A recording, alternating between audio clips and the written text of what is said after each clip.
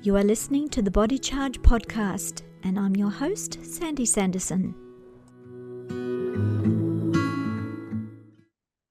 Welcome to the Body Charge podcast. If our body can't efficiently detox from metabolic wastes and environmental toxins, we can get an accumulation of clogged tubes and traffic jams in our internal rivers, which hinders electrical conductivity, oxygen delivery, and mitochondrial production of energy. This can open the doors to developing metabolic syndrome, diabetes, and obesity. However, a juice fasting cleanse, which works well for some to cleanse the digestive system and drop some extra weight, can be a painful experience for others with the MTHFR gene, as it can exacerbate symptoms of SIBO, small intestinal bacterial overgrowth. My special guest today is Rhiannon Neuharth, a certified functional nutritional counselor, board-certified health coach with the American Association of Natural Wellness Coaches, and a board-certified member of the American Association of Drugless Practitioners. With a focus on individuals with MTHFR genetic issues, Rhiannon offers personalized support and guidance to help clients achieve optimal health and wellness in 90 days. Well, that is a big statement there. Rhiannon, thank you. Welcome aboard. Thanks for having me. It's a pleasure and an honor to be here, Sandy. So how does the process of methylation, cellular detox work? And what is the MTHFR gene? What is that all about?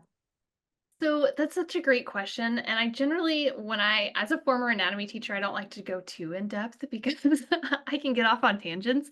So basically, when it comes to cellular detoxification, MTHFR, it's really removing the source of the junk in our cells, right? Like getting things moved in and out of the body at that cellular level. And some people have things like MTHFR that just jam those things up. But not only just MTHFR, but there's other genes too that actually can hinder that from happening. And so when we have all those other genes, it can block those pathways. So detoxing is really important to get that gunk out to make sure our cells are functioning optimally. Yes, we don't want the traffic jams or the blocked tubes. No.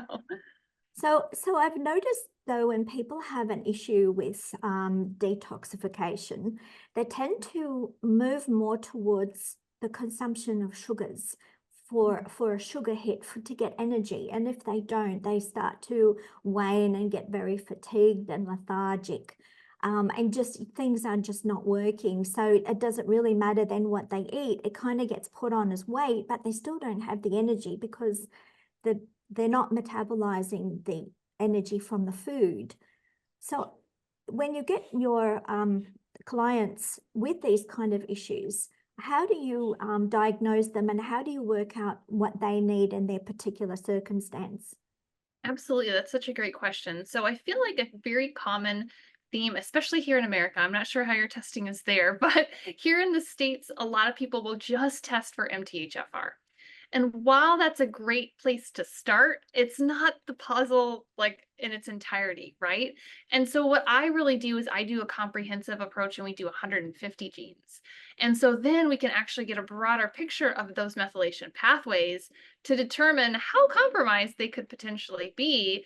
And then we look at additional testing we can take in real time to understand if these things are actually operating at a pace that they need to, or if we need to work on tweaking things and then prioritizing from there. So our genes, they're a great place to start, but our lifestyle is really what's going to play into that. So when it comes to nutrition and food, we've got the vagus nerve and the absorption of that with how that connects with our brain. And, we've got stress levels affect. Yeah. Yep. And that's a huge piece in my program when I work with clients that people often overlook.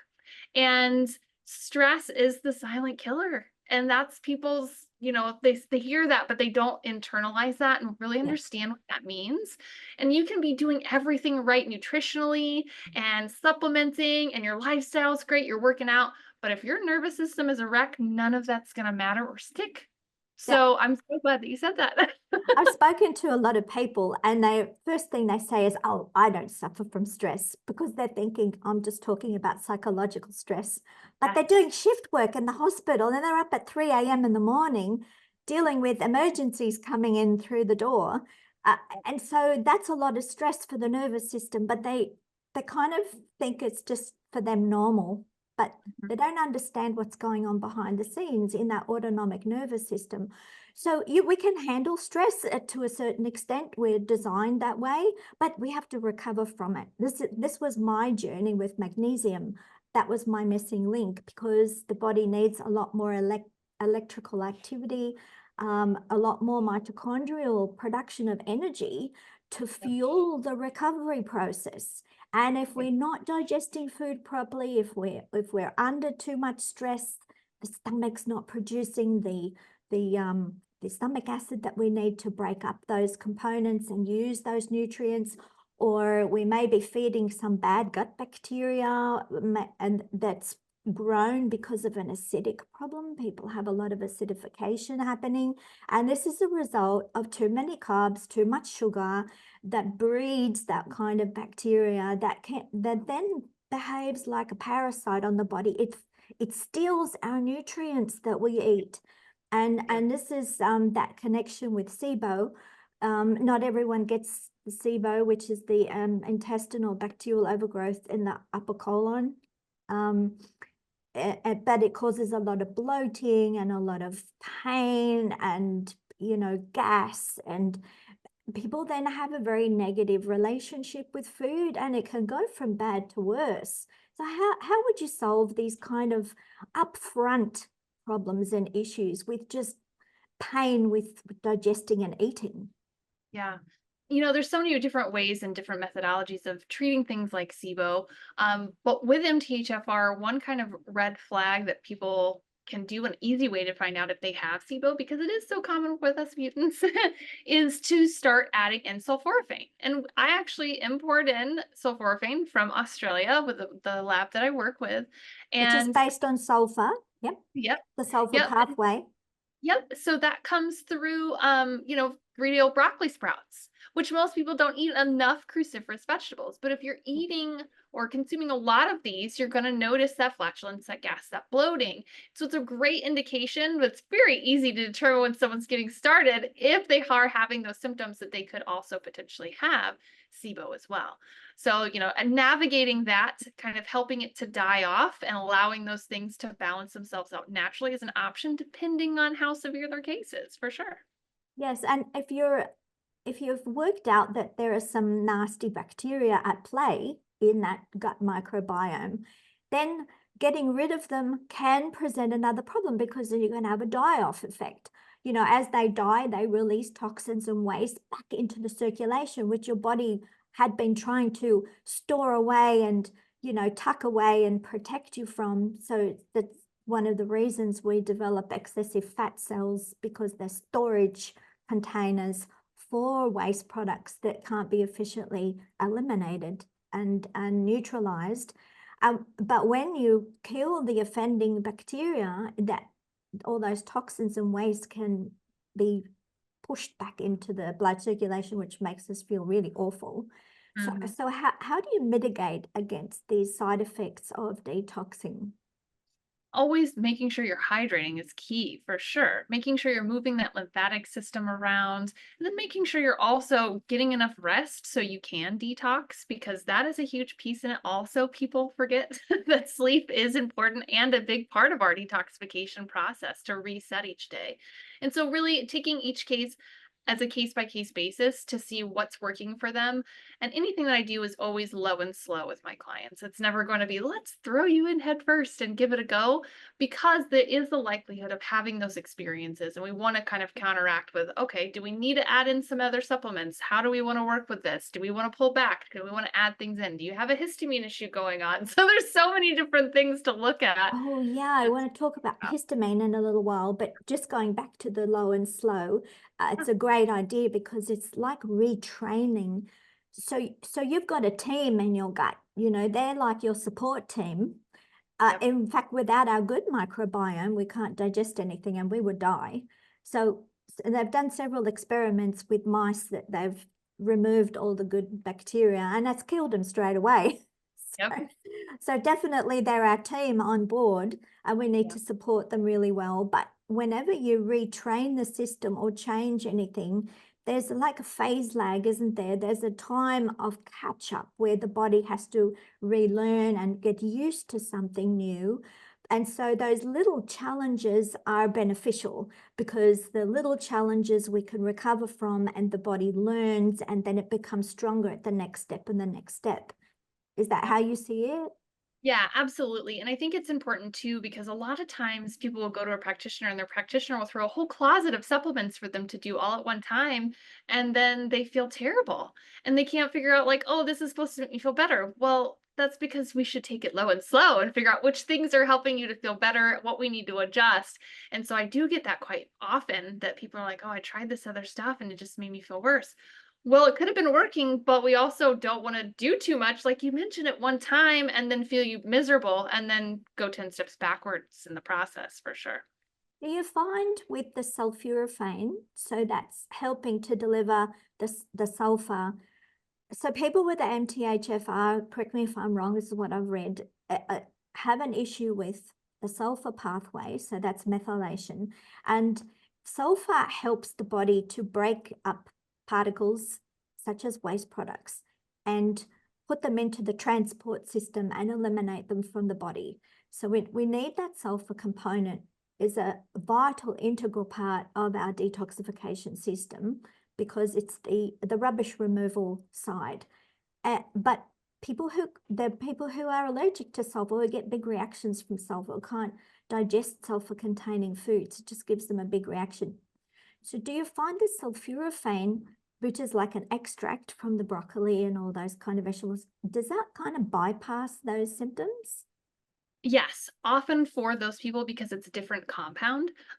It's not a sulfa based. And so people are able to process that. That's no problem for them at all. Now, everybody's going to have their thing, right? Some people Yeah. are could still have those difficulties with it, but overall, yes. And it does help support opening up that NRF2 pathway. So it kind of takes the back door with detoxing that second pathway and allow things to start moving. And so some people do notice like headaches and things like that when they start it, because that's part of that detoxing, right? We're getting things moving, but then we may need to slow it down a little bit so we can ease in, so we're not feeling worse, so we can still make progress with that. But again, everybody's different with it, for sure. Yeah, you mentioned the NRF2 detox pathway. I just want to slip in there that several studies have shown magnesium helps support that, getting the show on the road, get it moving, get that detox happening, because it's supplying the electrolytes, the electrical energy needed to push it. So that's very interesting. And if we don't efficiently eliminate those waste products, they get stored, then they start to ferment and they start to acidify. And then we start to get a lot of metabolic issues, which I mentioned in the introduction. So with this buildup of potential toxic waste products in the system, we can start to get inflammation, because it triggers the immune system. And so the white blood cells have to come in and deal with the bad bacteria building up in this toxic environment. And that causes a lot of inflammatory issues, and it can happen anywhere in the body. You can have inflamed fat cells, but you can have inflammation in the organs. You can have, a lot of headaches, as you mentioned before, detox headaches. Mhm. So if, for instance, if you're constipated, that builds the risk in more and more headaches, because the body is just not coping with eliminating the waste products, and then they get flushed back into the system through loose junctions in the endothelial lining of the colon. So the colon, we call it leaky gut, Mhm. can let some of those toxins that hang around back into the circulation.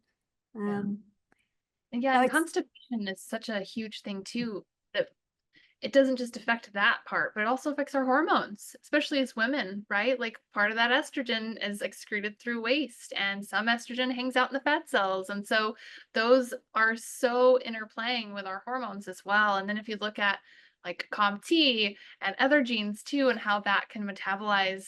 It's so important to make sure you're looking at more than just one gene because we're a whole system, we're a whole body, we're not just one piece. So we've got to keep flushing to Yeah. avoid that buildup of waste products, which Yep. can lead to inflammation and other kind of health issues. And that leads me to the previous where you mentioned the histamine issue. Yeah. So what happens when people have excessive histamine? What triggers that, and what's that mechanism about? Yeah, so when I test clients, I look to see specific genes for histamine. And a lot of times people will come to me and they'll have a history of allergies, or, they're on a daily Zyrtec or antihistamine of some sort. Asthma is also a huge thing too. And people don't realize that histamine plays intricately with our hormones, especially as women, but also our uterus and our lungs as well. And so people that have experience with asthma likely have potentials for mast cell. And so I had a client that had come to me and she was on a daily antihistamine for years and years and years, had asthma really bad, and nobody could figure out what was wrong with her. And I'm like, girlfriend, we got some mast cell stuff. And sure enough, we got her tests back, her genes, and sure enough, she had the probability to have that.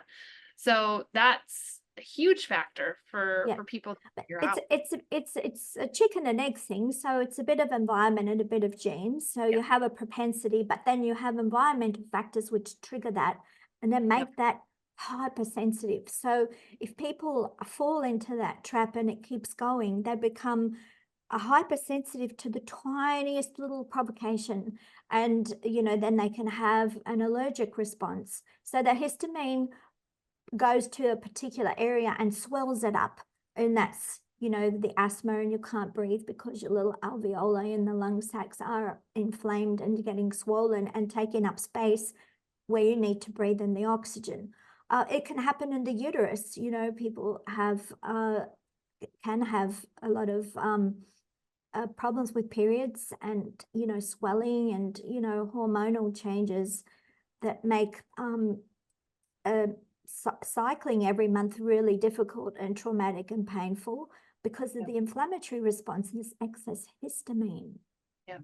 So is antihistamine medication the only solution, or what would be a normal protocol, like a healthy, more natural, organic thing to do to help normalize this histamine response?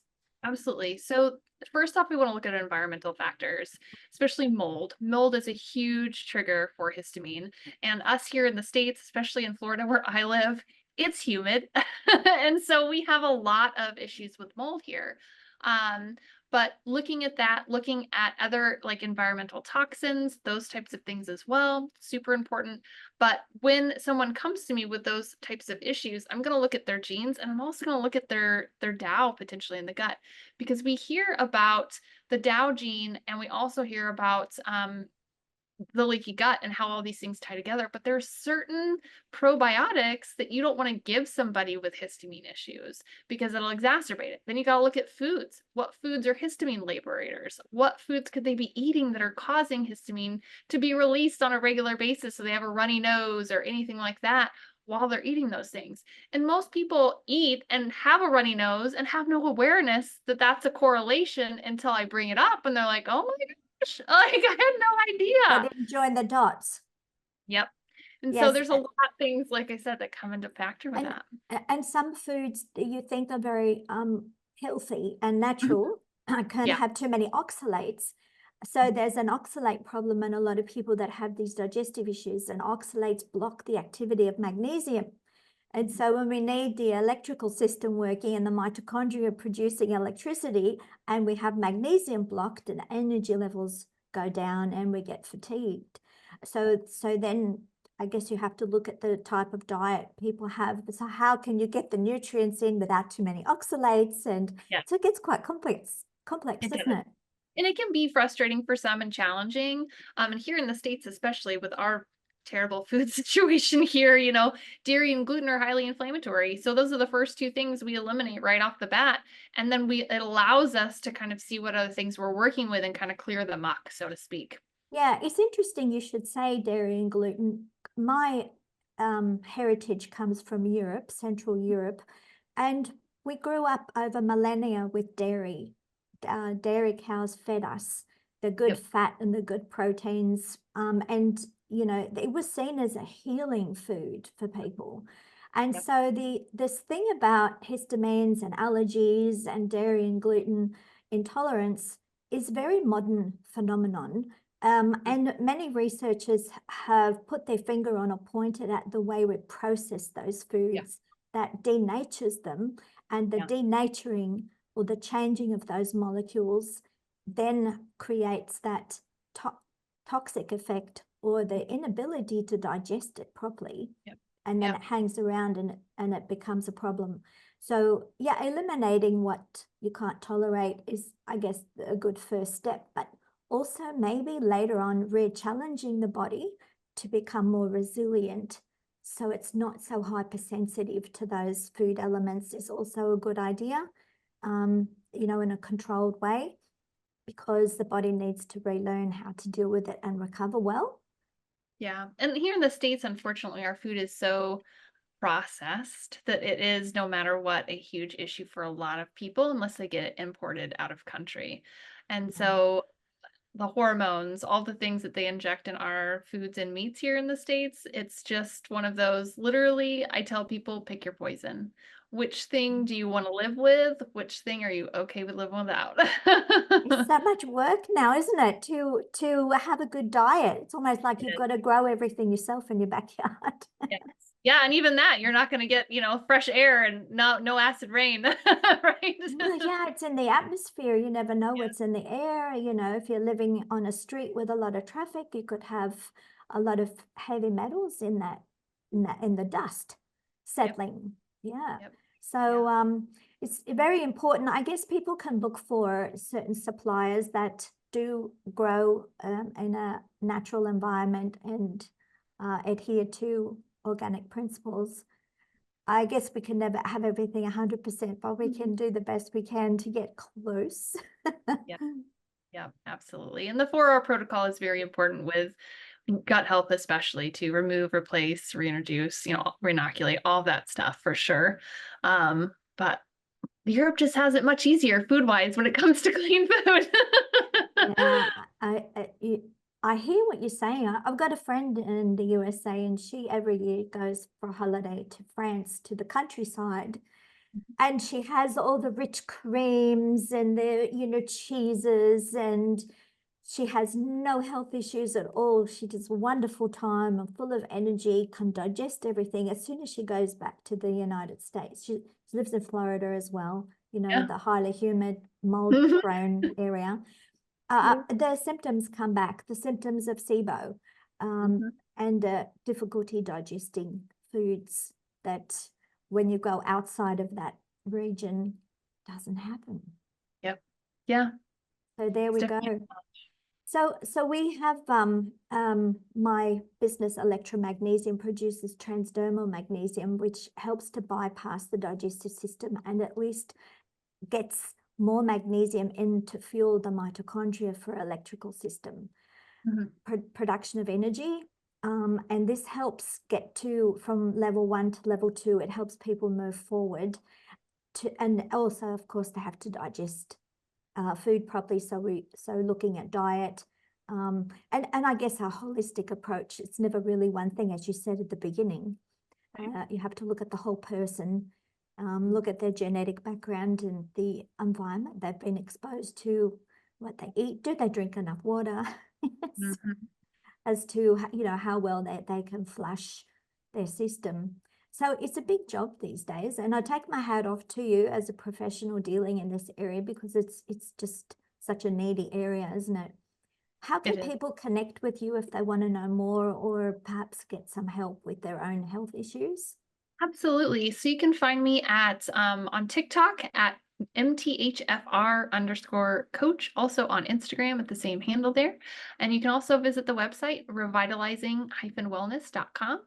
Feel free to schedule a free consultation on there and see if what I do is something that works for you. That's wonderful. Thank you so much. I really appreciate this talk. I know a lot of listeners are going to get some benefit from it. Thank you. Absolutely. It's a pleasure to be here. Thanks for having me. Bye-bye. I hope you liked this conversation and will share it with others. Let me know what you thought about it in the comments below. If you want to listen to other Body Charge conversations, click like, subscribe, the bell icon, and click all notifications. Subscribe to our newsletter to get updates on blogs, podcasts, videos, and magnesium special offers at electramagnesium.com.au. Relax, recharge, and recover.